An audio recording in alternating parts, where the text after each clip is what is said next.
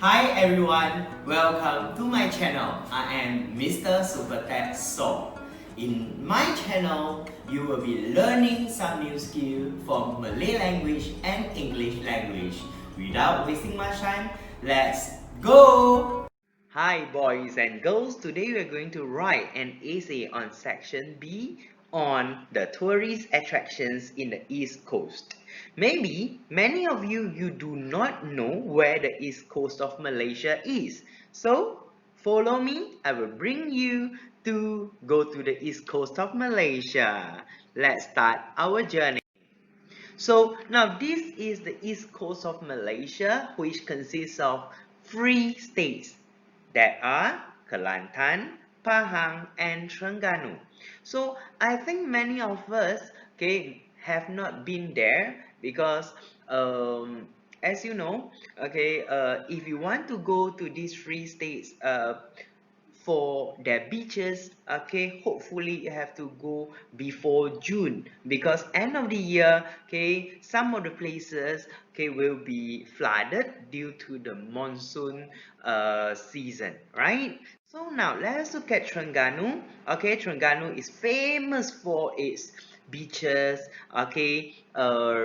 water activities, and so on, and they have very wonderful local handicraft, right? Now for Kelantan, they have also beaches, but Kelantan is very famous for traditional food, especially the Malays, right? So if you want to taste a lot of different local foods there, you can go on a trip there. And if you go to Kelantan, is a very unique place where, the Malay language that they use is with a different accent. Don't worry, still you can use the common Malay language because they can understand. Now this is Pahang. Whenever we talk about Pahang, it's famous for its two highlands, namely Genting Highlands as well as, yes, Cameron Highlands. And we have a lot of forests there. We have our national park there, and so on. So it's worth going, if you want to visit the states in the East Coast. So during this pandemic COVID season, right? So we cannot go abroad. So it's good, to be a good citizen. We should always visit places in our country, so we can help in the economic growth. So let's look at today's topic. Read the leaflets below and answer the questions. There are three interesting places that Mr. So wants to introduce to you. The first one is Tasik Kenyir. Tasik Kenyir, or we'll call it as Kenyir Lake in English. So as you can see from the pictures, it's a very beautiful place with wonderful sights. It is the largest man-made lake in Southeast Asia and is located in Hulu, Terengganu.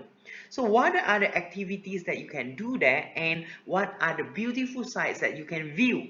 Number one, it has waterfalls and caves which can be reached by boats. It means you have to take boats to nearby places, for the caves and waterfalls. Besides, you can also go fishing in the lake. In the lake, it is rich with freshwater fish and so on. So if you want to taste freshwater fish, yes, this is the most suitable place for you. It is rich with these protein sources. And lastly, you can go boating up Sungai Petuang to see untouched jungles. It means it's still well reserved. No one had destroyed it. Alright, so these are the activities that you can do in Tasik Kenyir. Okay, for the second place, the second attraction that Mr. So wants to introduce to you, that is Pulau Kapas. It's located about 6 kilometers east of Marang, Terengganu. It is famous for its white beaches like Kapas. That's how it gets its name. Okay, because the beaches are as white as Kapas, cotton, so they name it as Pulau Kapas. Okay, so what are the activities that you can do there? You can go diving and snorkeling to see the best corals. Yes, this is as usual. When you go on an island, you can go diving and snorkeling. It's a popular dive site. It means it's very famous for diving activity. Okay, and there, when you go diving, you can see the sunken wreck of a Japanese craft. Okay, during the Second World War. Okay, so it means the craft, okay, sunk into the water and it was left there. And you can also go walking or kayaking at the quieter beaches. Okay, so it's famous for its beaches. And the third place that I want to introduce to you is Gua Charas. Okay, I guess many of us we have not heard of this place. Okay, so today Mr. Saw is going to introduce this place to you so that we can promote our local tourism, right? So um, a temple cave found in a limestone hill, Bukit Charas, about 25 kilometers northwest of Kuantan. It means when you reach Kuantan, you still have to drive for 25 kilometers, and it's a temple cave. Okay, so they put statues of Buddha in the cave, and it is a holy site for all the Hindus and Buddhists. Okay, so now what are the activities that you can do there? You can climb up a flight of metal steps to see the most famous sleeping Buddha there. Okay, now it's not the biggest sleeping Buddha in Malaysia, but it was said it is the second biggest sleeping Buddha in Malaysia. So you can have a great view of the surrounding countryside from inside the cave. It means, okay, there are kampongs nearby, and you can enjoy the lush greeneries from the cave. And you can also see unique rocks in the cave because it's a cave. So for sure you can find a lot of different limestones there, right? So for today's instruction, okay, what is the task that you are going to do? This is the most important part, right? So you plan to visit one of the tourist attractions in the East Coast. Okay, you plan to go. So write an email to your friend to encourage him or her so your friend can be a boy or a girl. Okay, to join you and give at least 3 reasons to attract him or her to join you. So now you are going to write, okay, an email to convince your friend to join you for the trip. Alright, so write your answer between 50 and 80 words. So first of all, let's look at the format of an email before we proceed to the content. So first of all, okay, you must have to whom and from you yourself to ivancuteboy@gmail.com and from clementhandsomeboy@gmail.com. And don't forget for your date as well as time. So what is the subject of today's email? Okay, so you can put a simpler one, tourist attractions in the East Coast, right? So now salutation first, okay, to Ivan Cute Boy for sure, you have to write Dear Ivan Cute Boy. So how are you? I hope you're in the pink. Make it simple and sweet.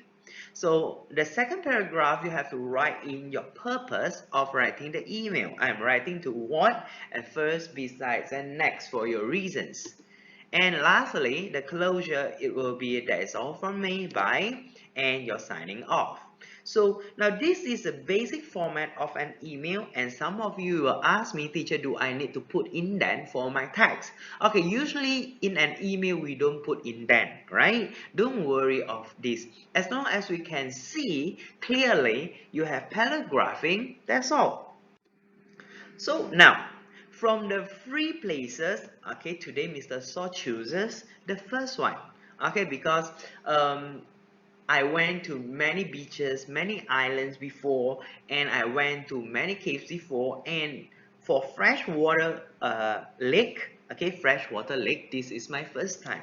So for me myself, I am going for this Tasik Kenya. And for your information, if you want to convince someone, all right, to go to a place with you, now what should you do? You have to, yes, okay, you have to tell him or her why you should go there, and uh, what is so amazing of this place that can attract you and him or her to go. So now where should you get the point to write your reasons? Yes, for sure from the activities, right? So now you can tell your friend, okay, what activities that you can do there, right? And yes, what can you enjoy over there? Therefore, then only your friend can go with you, am I right? So I choose for the first one. So now there are so many places and so many activities that you can do in the lake, on the lake, or near the lake. Am I right? So you can take a boat to waterfalls and caves nearby. Number two, you can go fishing in the lake. For sure, the fish that you will get from here, they are all freshwater fish. Okay, and lastly, you can go boating up Sungai Petuang to see untouched jungles, okay, to see the forest reserve area, all right? So now, if you want to take a boat to the waterfalls, your reason can be, hey, we can go or we can visit the most famous fall, that is the Lasil Fall, okay, and there, okay, at there we can walk on the suspension bridge to see the scenic views of the waterfalls.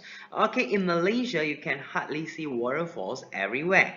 Okay, only certain place, only certain hilly area you will have waterfalls. So now you can tell your friend you can go on this suspension bridge to see the scenic views.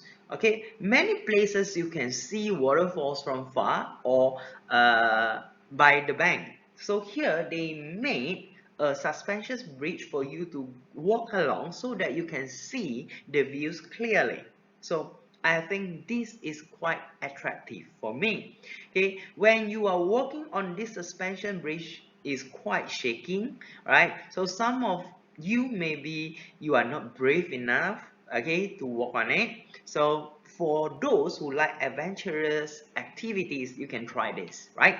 So next, okay, we can go fishing in the lake. Now the pronouns to be used in this essay is we, okay, because you and your friend will be going together, right? So we can go fishing in the lake because it is home to numerous species of freshwater fish and exotic wildlife. Okay, so you can see not only fish but also other wildlife, right? So yes, around the lake, I mean, in the lake for sure you can see only fish, prawns, or so on. But near the lake you can see exotic wildlife. Okay, now while fishing, or if we fish there, we can get a lot of fresh fish, such as the green arowana. Okay, is one a kind of fish. Okay, the green arowana, and we can bring them to cook at nearby restaurants. Okay, so for sure you cannot cook by yourself when you go on a trip. Okay, you can bring the fish that you have got to go to these nearby restaurants and ask the chef to cook for you. And lastly, we will go boating up Sungai Petuang to see untouched jungles.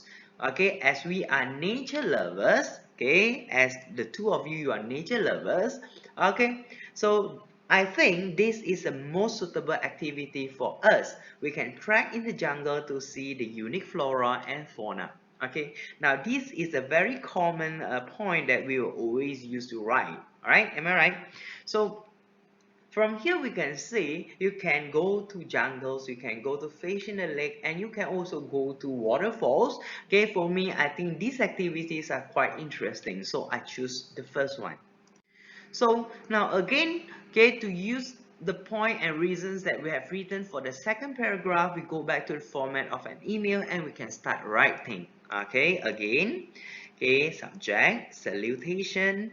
Okay, for your second paragraph, before you write in your points as well as your elaboration and reasons, okay, you have to write the purpose of writing the email. So I'm writing to invite you to join me for a trip to Tasik Kenya located in Hulu, Terengganu. It is worth going. Now, okay, it means, okay, it's really, okay, valuable or worth, okay, for you to go there. Okay, you will not feel regretful later, right? So it's worth going because it's a beautiful man-made lake first. Why? And then you write in your reasons. And this is the closure as well as your signing off.